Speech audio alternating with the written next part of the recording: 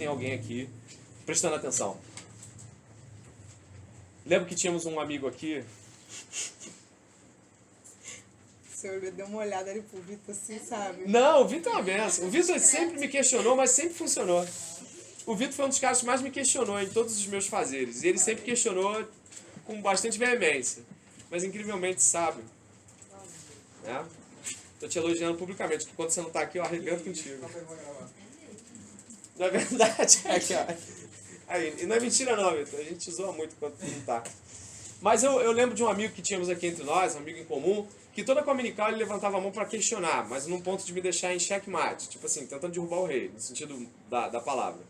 E ele fez isso por 3 anos. Ou mais. E ele fez isso, ele não tá aqui hoje e tal, de vez em quando ele aparece aqui, mas ele fez isso. Ele sabe que fez isso, tá? O irmão sabe quem é.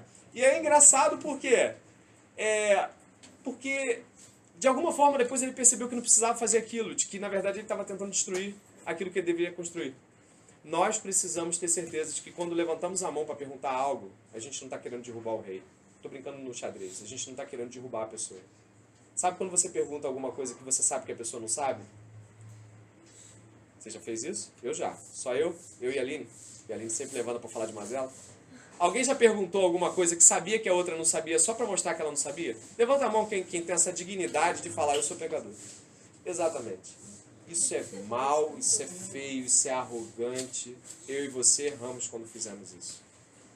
Porque sabíamos que iríamos envergonhar alguém. Mas a doutrina da mutualidade me permite chegar no final e falar, irmão, sabe aquilo que o irmão falou? Eu acho que não sei.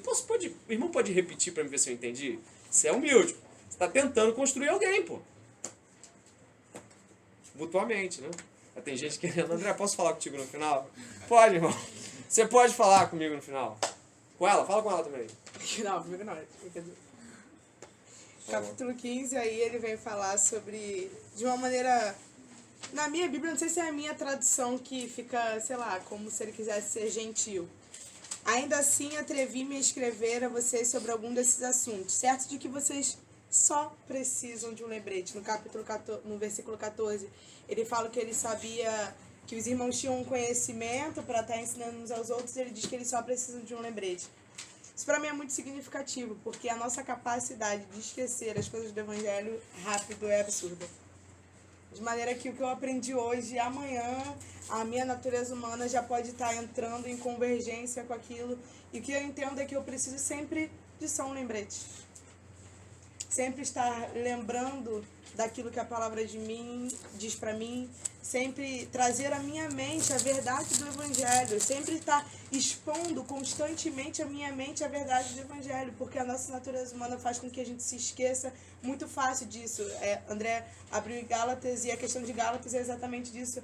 Paulo no começo veio falar assim, cara, como é que vocês esqueceram tão rápido do Evangelho que eu anunciei para vocês? Justamente porque a nossa natureza humana, quando a gente dá essa liberdade para ela de não estar constantemente expondo a verdade, lembrando a verdade, ela se esquece facilmente. No verso 15 que está na sua folha, está assim, ó, trazer a memória. Né? A Aninha está lendo aí. Relembrar. Aí eu convido você a abrir em 1 Coríntios capítulo 15, verso 1. 1 de Coríntios capítulo 15, verso 1. E olha o que está escrito lá, Aninha. 1 de Coríntios capítulo 15, verso 1. Achou aí? Ô meu irmão, qual é teu nome? Você aí atrás. Davi. Você já veio aqui antes, Davi? Não. Privilégio teu, tá? Obrigado. Você pode ler esse verso 1 pra gente? Agora, irmãos, quero lembrar-vos das boas novas que lhes anunciei anteriormente. Vocês as receberam e nelas permanecem firmes. Lembrar-vos. Trazer a memória. Jesus vai falar o que na última ceia, né? Tendo pego o pão e dado graças, partiu e disse, esse é meu corpo dado por vós, fazei isso em memória de mim. Somos inclinados ao mal. Somos nascidos em pecado e inclinados ao mal. A tendência é esquecer o bem com uma facilidade fluida. É o bem passar escorrendo, o bem ser líquido nas nossas mãos, né? A gente aperta a água, ela escorre pelos dedos. Nós somos pecadores. A tendência em se esquecer da verdade é, para nós é brincando. A maldade fica grudada, mas a bondade, passa por entre os dedos. Daqui a pouco ninguém mais lembra de 2 comunicais atrás. Verdade seja dita. Mas por quê? Porque somos maus. A consciência de sermos maus nos faz tomar algumas decisões práticas. Ler a Bíblia todos os dias. Orar todos os dias. Estar em comunhão com a igreja. Estar em comunhão com os irmãos. Vivenciar a relação com os irmãos durante a semana. Porque passou uma semana, cara, é tanta coisa que acontece. Encontre com as pessoas para dividir sobre Cristo durante a semana. Você ler livros sobre Cristo. Você assistir e ouvir sobre Cristo. Pô, mas por quê? Somos maus. O bem é algo externo que entra em nós, mas o mal está lá. Está lá antes de tu se converter, está lá depois que tu se converte. A consciência de um cristão, ela é arraigada, ou seja, ela é enraizada no princípio de, cara, eu nasci em pecado. Logo, eu preciso me abastecer de Cristo e preciso fazer isso com continuidade, com memória, o tempo todo sendo avivada. Renovando-se sempre. O verso 1 do capítulo 15 de Coríntios falou assim, na minha versão atualizada, diz assim, irmãos, eu venho lembrar-vos o Evangelho. Caramba, parece assim, se os caras esqueceram do Evangelho, esqueceram de tudo, né? Porque o Evangelho é o suprassumo, é a peça fundamental de toda essa engrenagem. Se o cara esqueceu o Evangelho, está vivendo religião há muito tempo. Irmãos, o Evangelho de Jesus Cristo. O que é Evangelho? Os homens são maus. Os homens são maus. Romperam uma aliança com Deus no Jardim do Éden. Desde então, Deus propôs um resgate. Então, Deus ele encarna em um homem, Jesus. Para deixar claro, Jesus já existia enquanto Deus. Ele encarna na personalidade de um homem criado naquele momento, o homem carne, o cabelo, o olho. Então esse ser conhecido na eternidade como o Verbo, a palavra, ele encarna em Jesus. Jesus vem e é oferecido em sacrifício, porque ele é perfeito e puro, ele é oferecido em sacrifício no nosso lugar que deveríamos morrer, porque Romanos 6:33 diz, o salário do pecado é a morte. Então todo que peca deve morrer. Mas Jesus, para nos salvar da morte eterna, ele morre no nosso lugar. O Pai aceita o sacrifício. O Pai, então, permite e mata o próprio Filho em termos de colocar os pecados dos homens nele. O Filho morre. O Filho reave a sua vida depois de 3 dias. Então Jesus morre e 3 dias depois retoma a sua própria vida. E agora todos aqueles que não quiserem morrer eternamente vão até Jesus. Isso é o Evangelho. Então poderíamos dizer como Paulo aqui hoje, irmãos, venho vos lembrar do Evangelho. Esse é o Evangelho. E é um Evangelho de perdão. Eu perdoo porque fui perdoado. Logo, se eu não perdoo, eu não reconheço o perdão que recebi. Amém? Isso é o Evangelho. A gente tem que ter isso em mente e tem que ser relembrado. No finalzinho do 15, partindo para o 16, ele reivindica a autoridade dele, dada pela graça de Deus, como ministro do Evangelho. Um ministro que é muito usado no Antigo Testamento, quando a gente vai falar de sacerdócio, um sacerdote, aquela pessoa que ministra.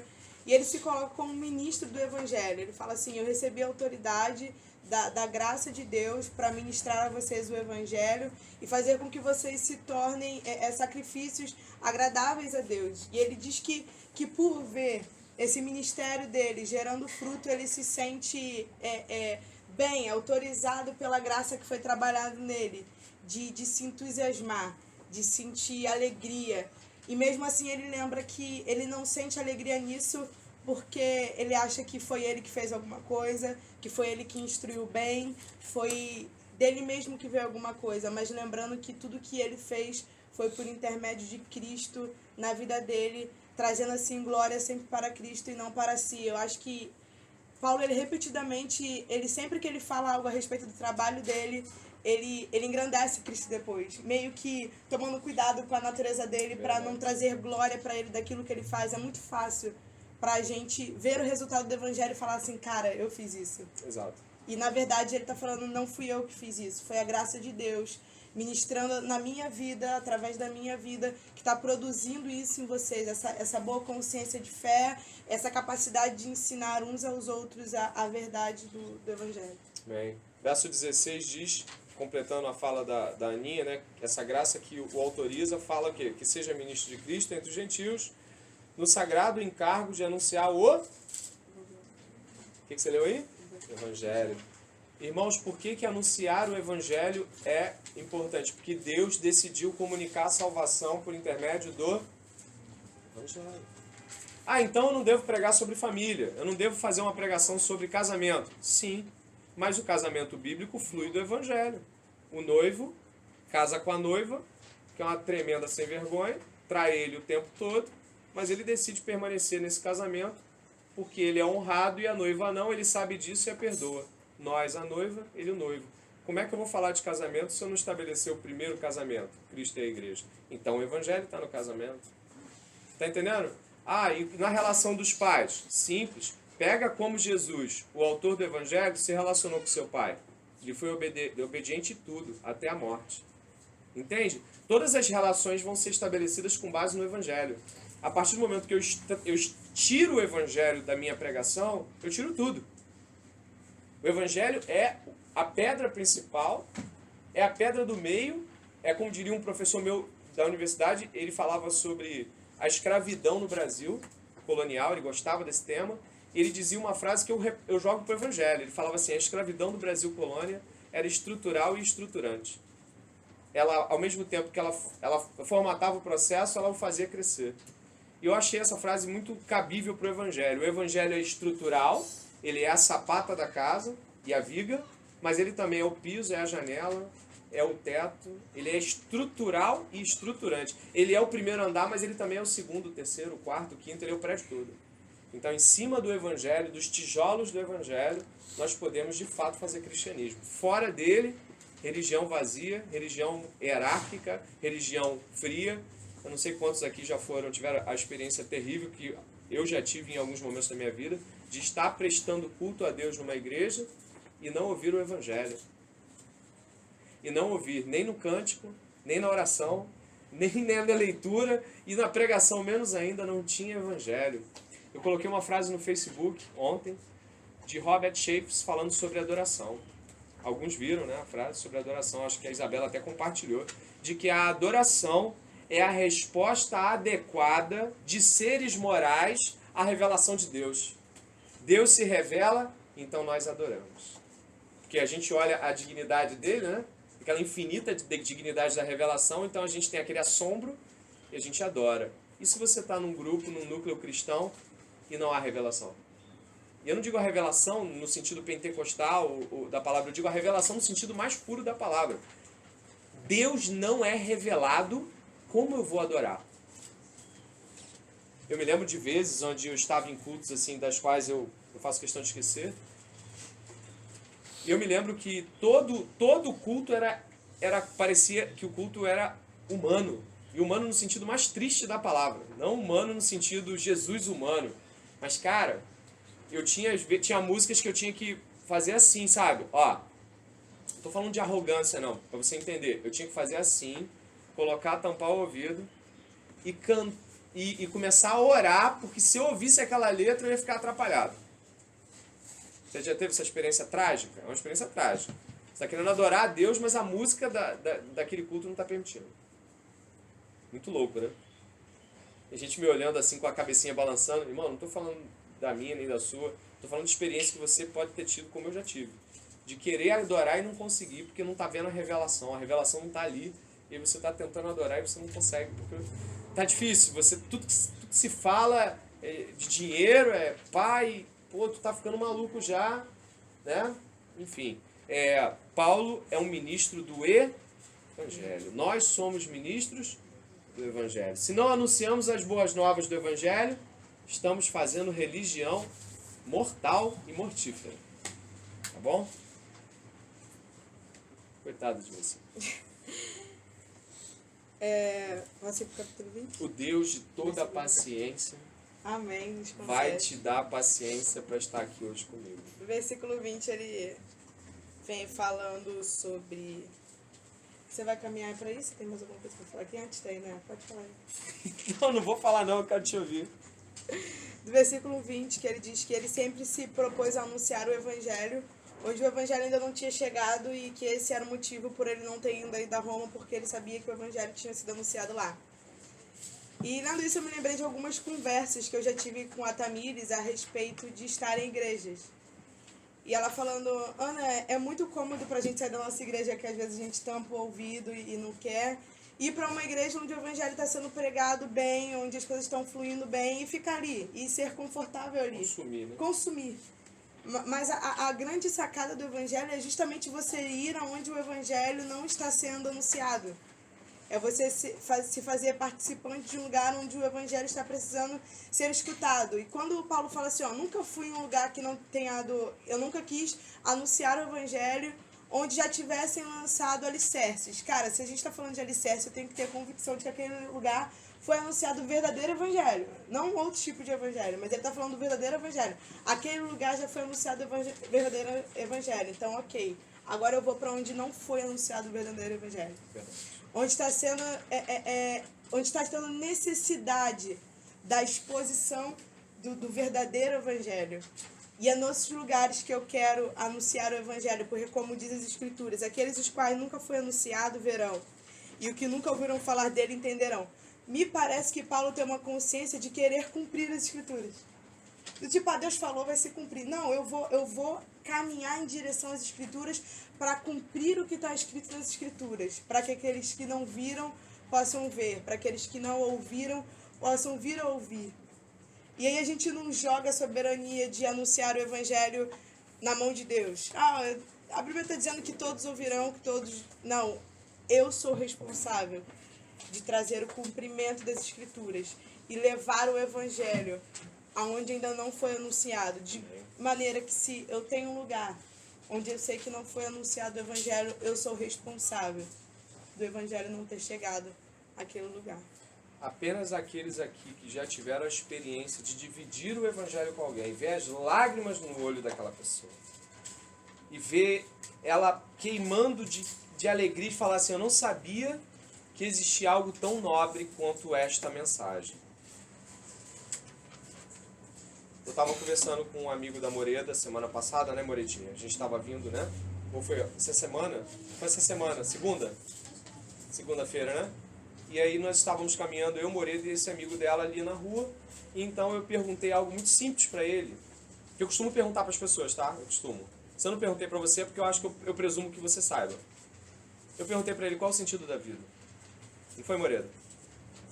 E ele não sabia, ele tem 17, indo para 18, é um rapaz já, e ele não sabia o sentido da vida. Nossa, como é que você chega até essa altura do campeonato sem questionar o sentido da vida? Está entendendo o que eu quero dizer? O evangelho traz o sentido da vida. Não é o sentido da vida dos crentes. Presta atenção, qualquer um aqui que acredita que o cristianismo é uma verdade dos evangélicos, está fadado a nunca conseguir dividir a verdade com ninguém. Sabe por quê?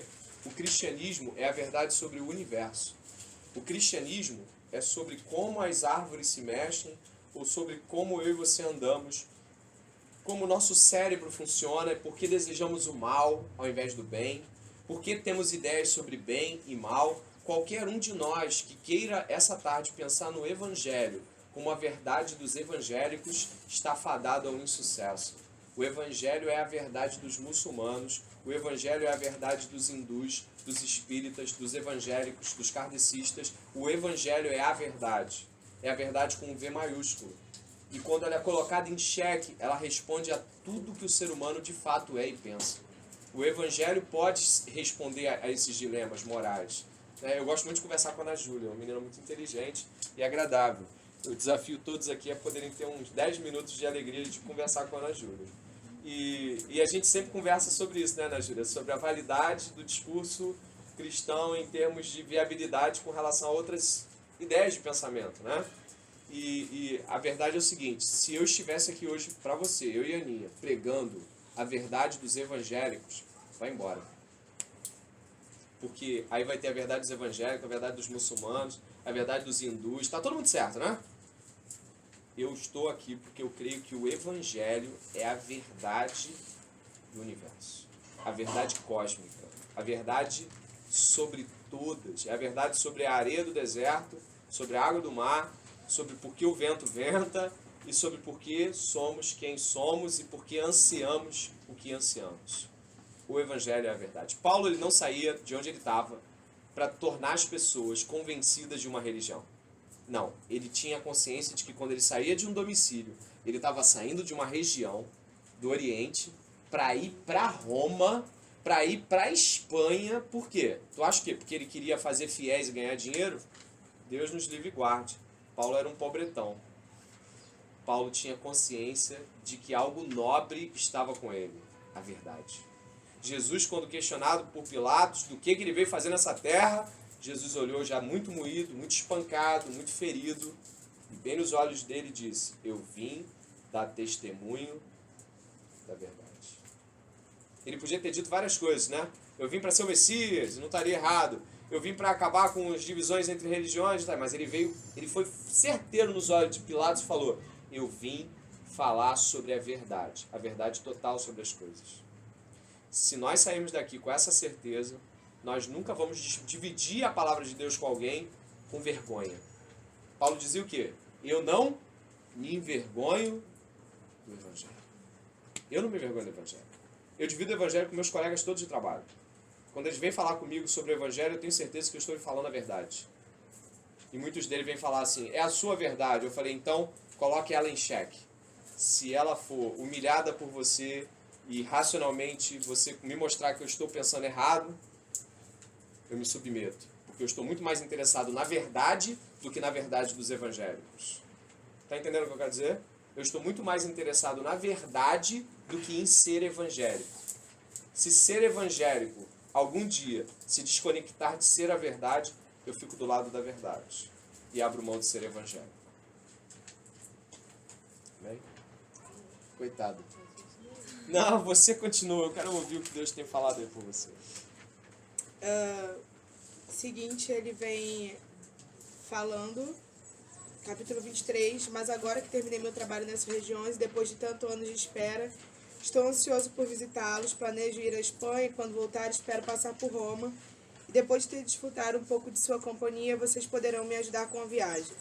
Antes de visitá-los, porém, devo ir a Jerusalém para servir ao povo santo de lá, pois os irmãos da Macedônia e da Acaia juntaram, de boa vontade, uma oferta para os pobres dentre o povo santo em Jerusalém.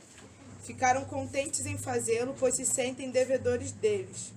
Porque os gentios receberam as bênçãos espirituais e boas novas dos irmãos em Jerusalém, consideraram que, no mínimo, podem retribuir ajudando-os financeiramente. Eu sei que essa carta não se trata especificamente sobre isso, mas foi algo que, lendo isso, me trouxe muita reflexão.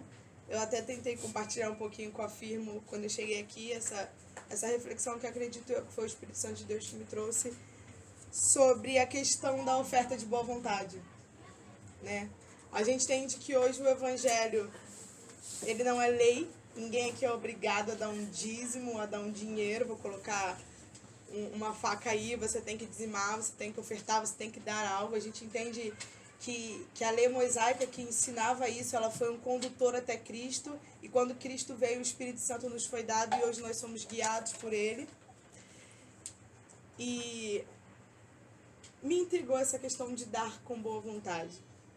Às vezes eu já conversei com um pastor e conversando com ele, eu falei: poxa, deve ser pregado que os irmãos devem dar de boa vontade, os dízimos, a oferta, deve ser dada uma consciência de responsabilidade e não colocar um jugo sobre a igreja. Ele: não, mas você não está entendendo.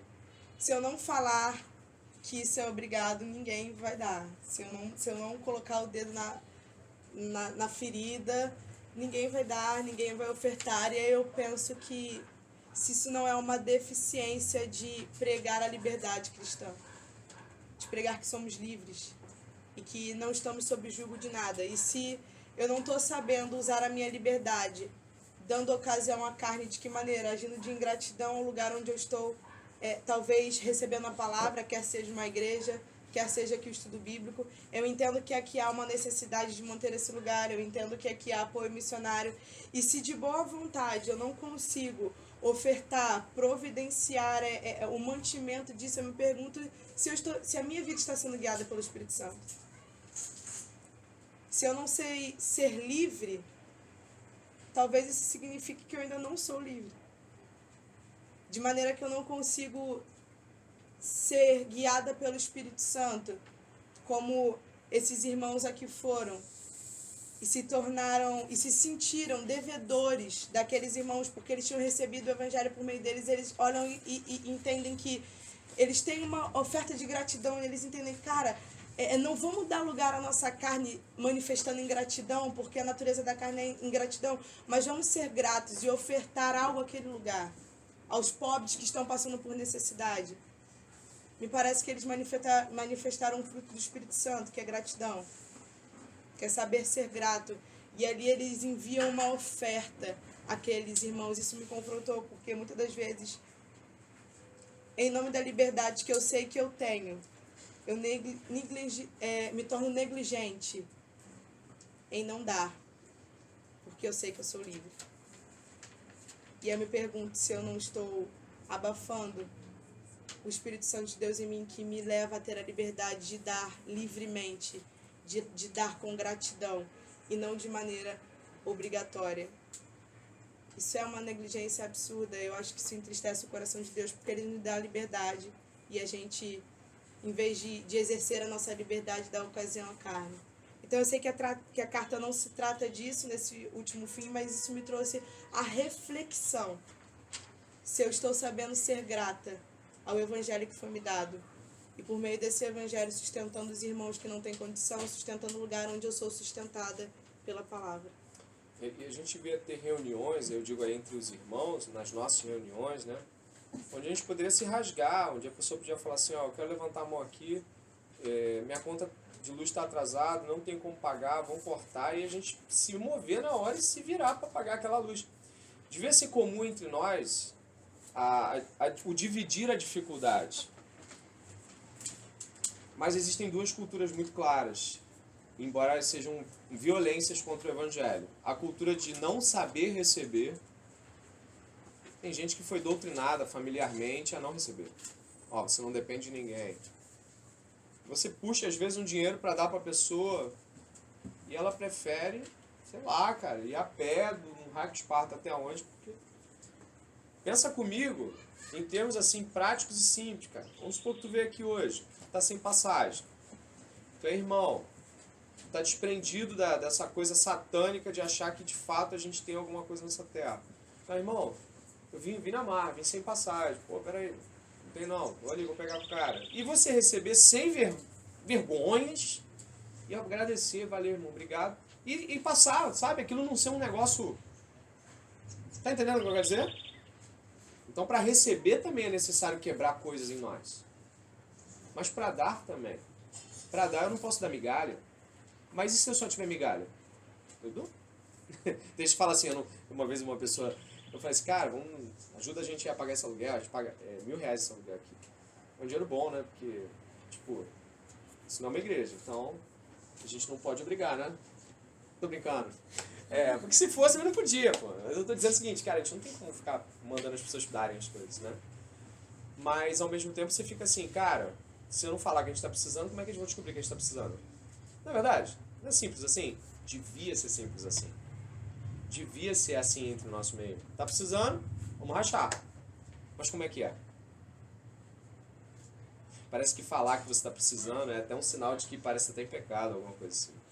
Ou falar assim, que já pensou, um cristão confessa, chegar e falar assim, cara, eu queria dizer que estou passando fome. Pô, a pessoa vai olhar para ele na igreja e falar assim, meu Deus, que miserável. Que homem de Deus é esse que está passando fome, né?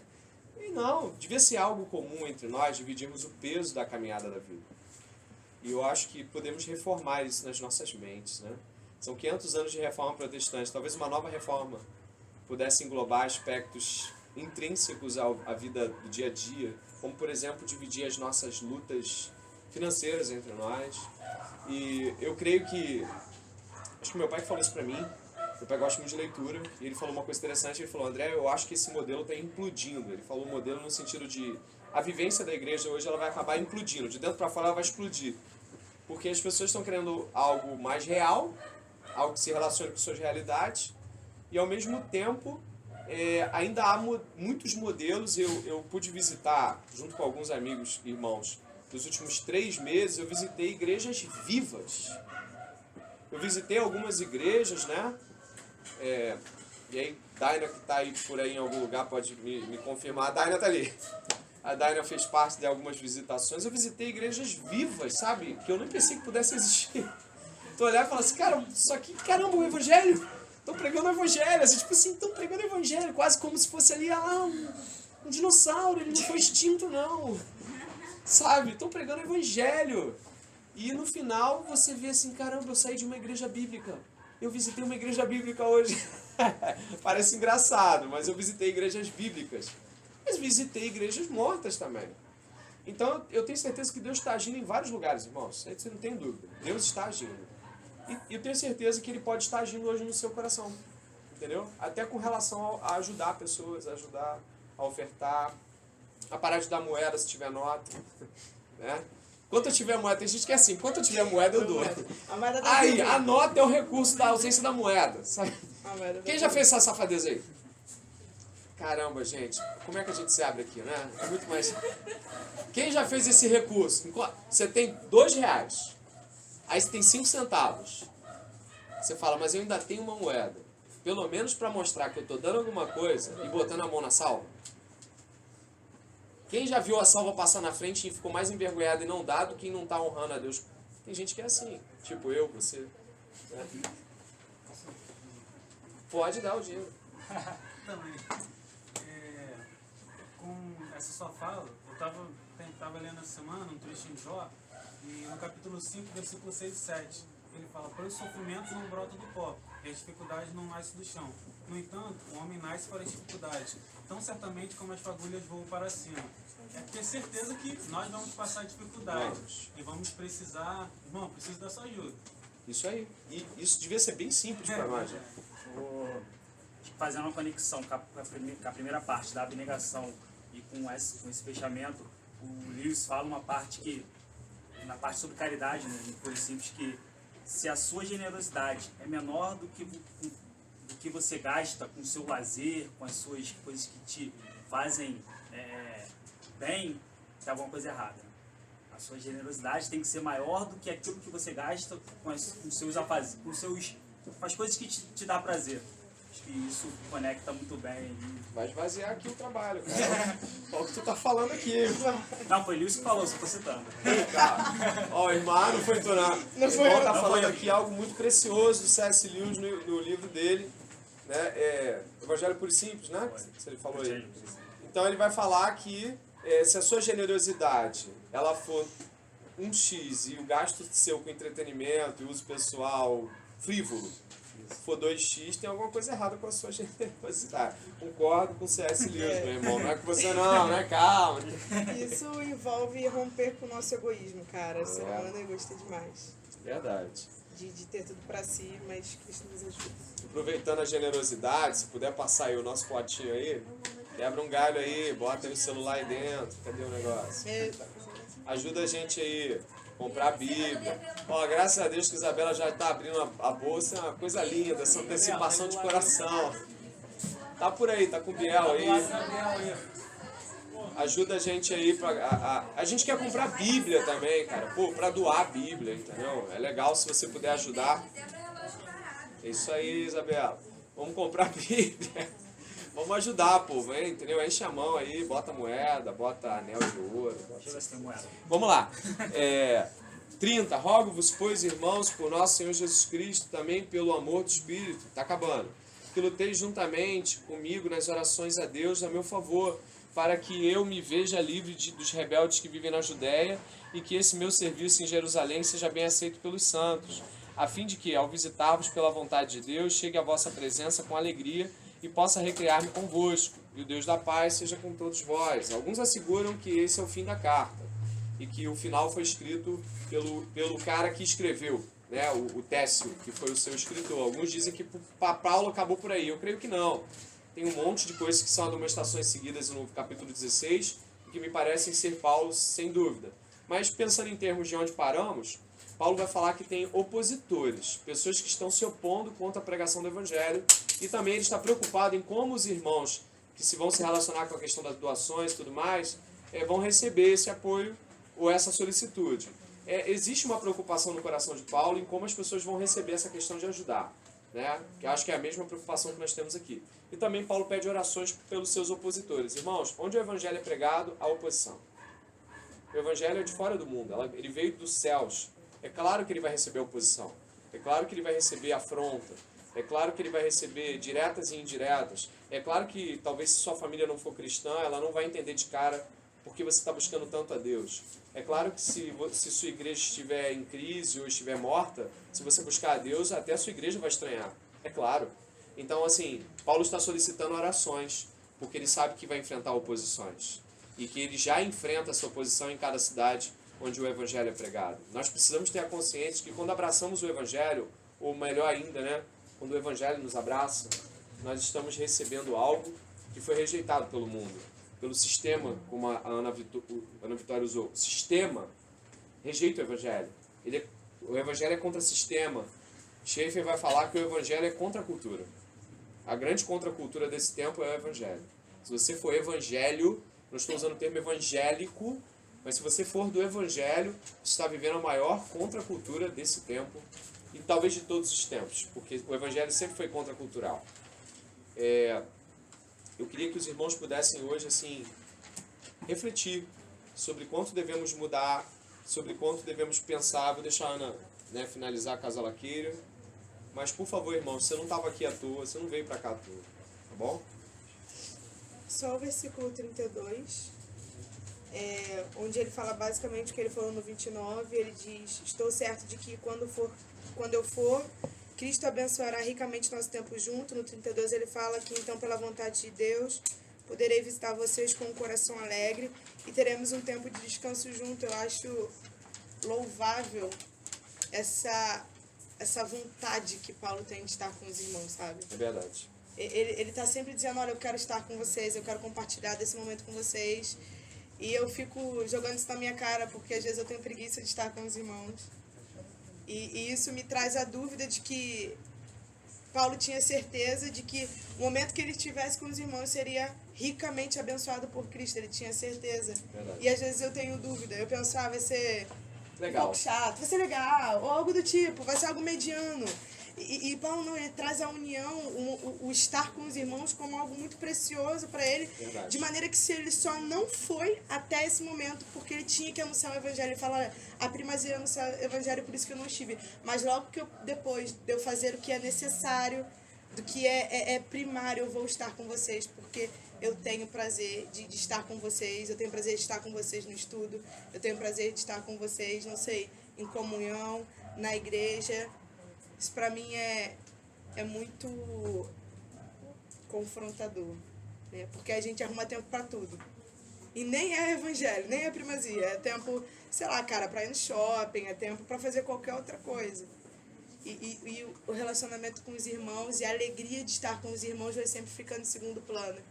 E eu aprendo com Paulo que, se não for para a proclamação do evangelho em primeiro lugar, a comunhão com os irmãos, ela tem que estar em nosso coração como algo necessário. Temos o costume aqui na Cominical de comentar. Lembrando que comentar é comentar algo que já foi dito, algum testemunho que já foi falado aqui. Por que eu falo isso e saliento, irmãos? Porque às vezes a pessoa comenta, na verdade ela quer trazer mais coisa. Aí não é comentário, irmão. Comentário é quando eu falo de algo que foi dito.